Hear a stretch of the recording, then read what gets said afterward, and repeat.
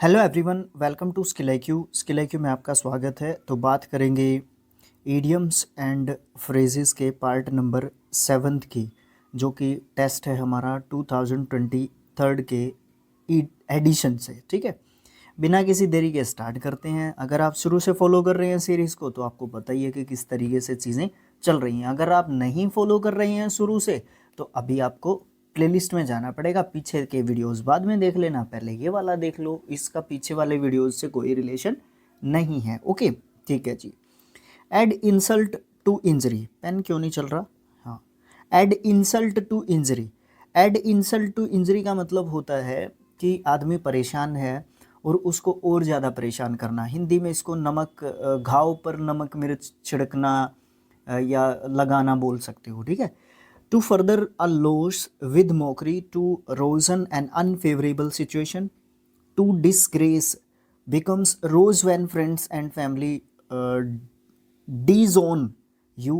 उसके बाद है the world usually slanders a fallen person rather than help him.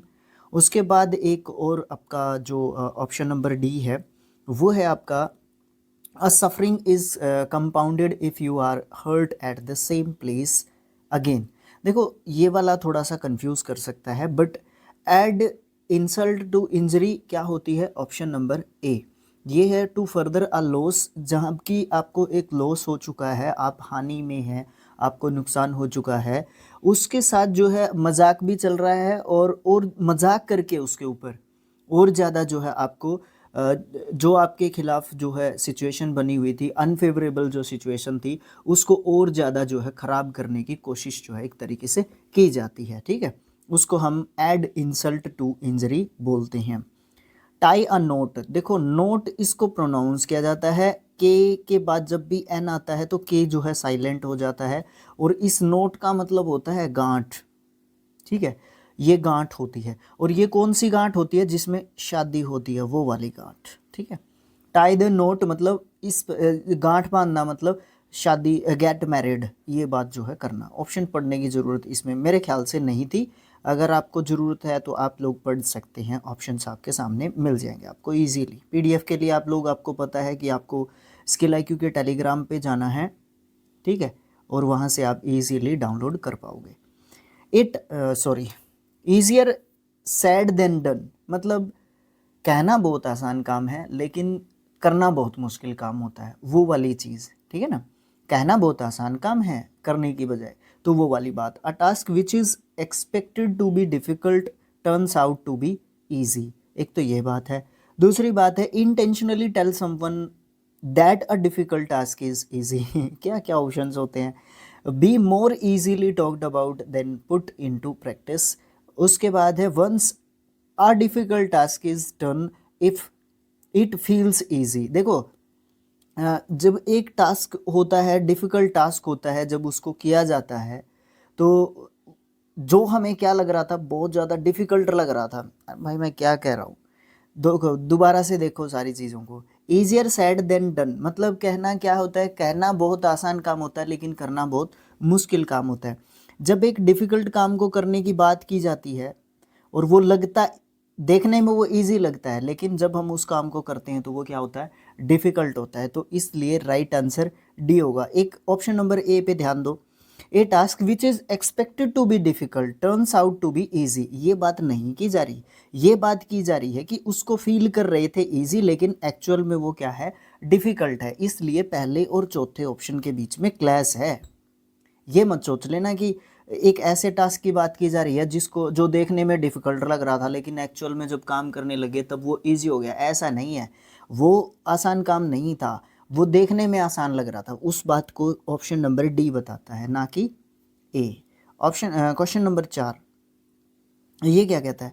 ये कहता है a red rag to a bull. भाई अब सांड को लाल कपड़ा दिखाओगे तो आप जो है क्या कर रहे हो? बहुत ज़्यादा जो है उसको भड़का रहे हो एक तरीके से। तो अब इसको सोचने की बात है कि होता क्या है इसका? इसका होता है कि जब हम क्या कर रहे होते हैं, मतलब किसी भी व्यक्ति को जो है हम भड़का रहे होते हैं, उसको बहुत ज़्यादा भड़काने की कोशिश करते हैं और उसको उत्तेजित करने की कोशिश करते हैं, हिंसक उसको बनाने की कोशिश करते हैं।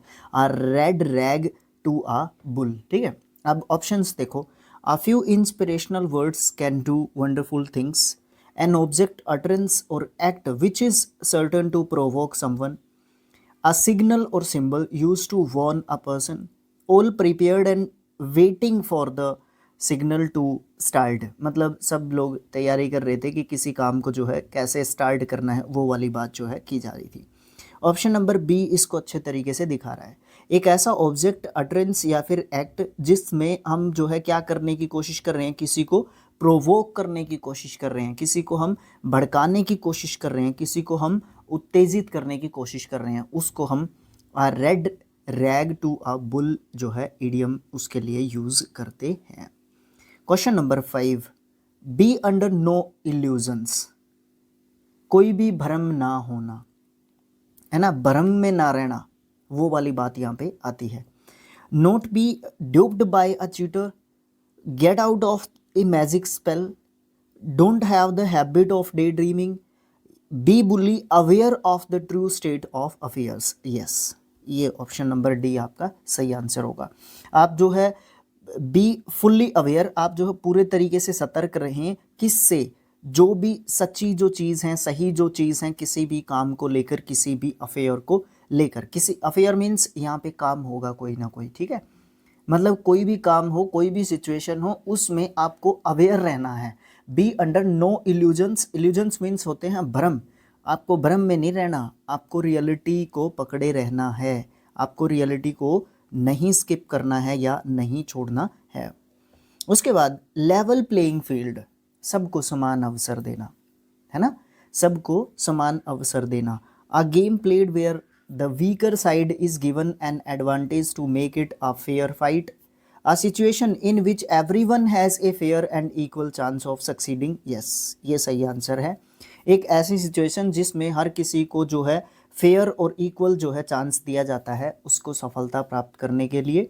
अ game where you progress level by level नहीं, a game which appears unfair but is actually fair, इस तरीके की जो बात की जाती है। लेकिन आपका बी ऑप्शन जो है लेवल प्लेइंग फील्ड के लिए जो है सही आंसर होगा।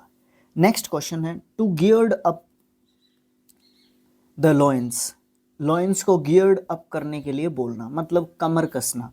ये जो ओरिजिन की अगर आप इस ईडियम के बात करोगे ना, तो एंशियंट टाइम में ये कहा जाता था कि यहाँ पे कमर के ऊपर है ना एक कपड़े को बांधने से इसकी शुरुआत हुई थी। और इसका मतलब क्या होता था कि जब भी हम कमर के ऊपर कपड़े को बांधते थे तो उससे क्या होता था कि किसी भी कठिन काम को हम करने के लिए जा रहे हैं ना, तो उस चीज़ को दिखाने के लिए इस जो है बाद में ये इसका अपभ्रंश होते होते जैसे जैसे टाइम बीतता गया तो इसका मतलब क्या बन गया, इसका मतलब बन गया कि जब भी हमें कोई कठिन काम करना है ना उससे पहले की तैयारी, to geared up the loins, ठीक है, जब भी हमें कठिन काम कोई करना है तो उसकी तैयारी।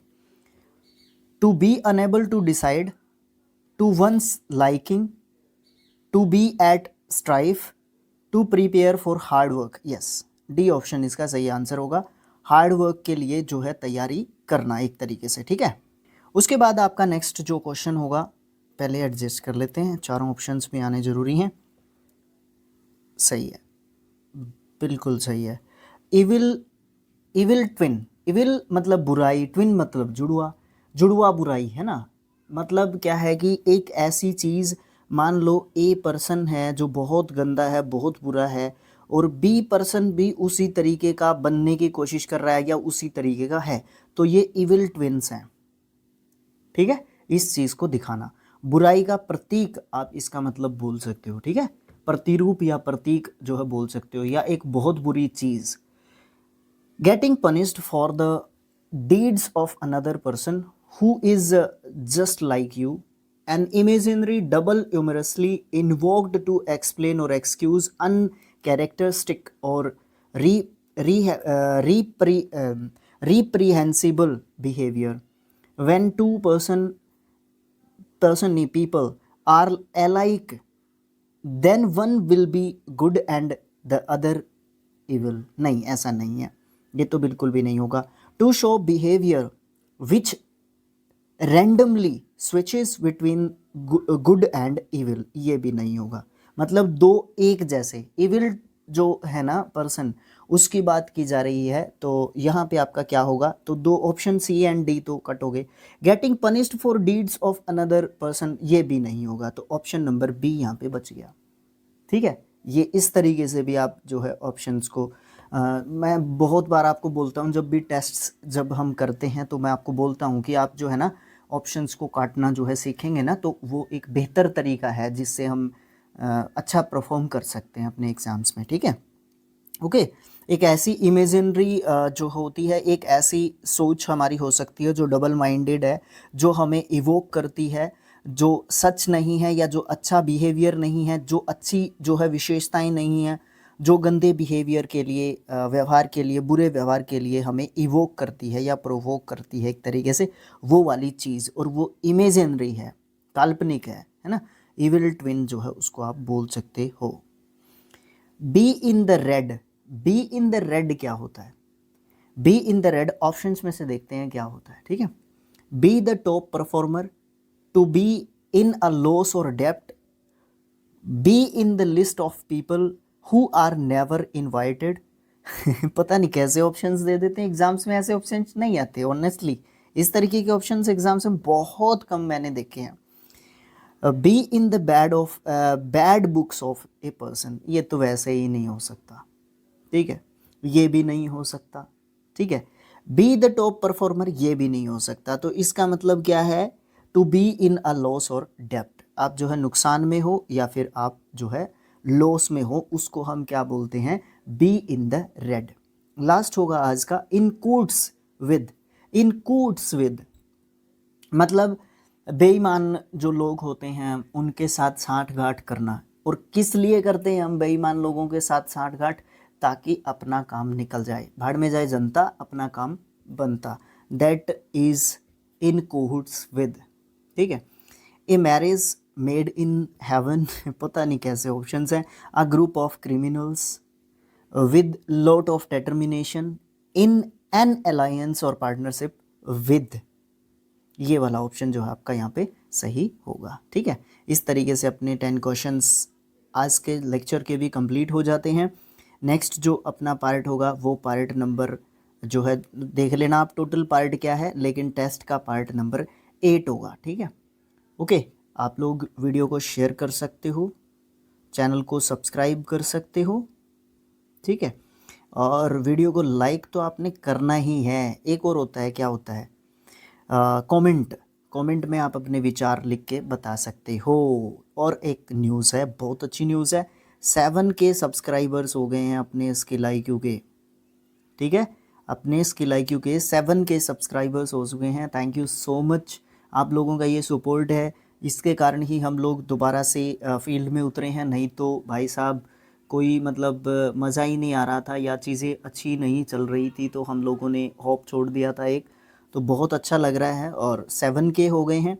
हम 11K पे पहुंच चुके थे, नहीं 10K पे पहुंच चुके, 11K पे थे भाई, 11K पे, हमें 10K पे पहले जाना है। अभी नेक्स्ट जो अपना स्टेप है ना, 7K हो चुका है, अब नेक्स्ट अपना स्टेप जो रहेगा 8K रहेगा। देखो मैं पोस्ट करता रहता हूँ, अब जैसे 7.1K होंगे तब भी मैं पोस्ट करूँगा, 7.2K होंगे तब भी मैं पोस्ट करूँगा, 7.9K होंगे तब भी मैं पोस्ट करूँगा, और फिर 8K पे करेंगे हम लोग पोस्ट।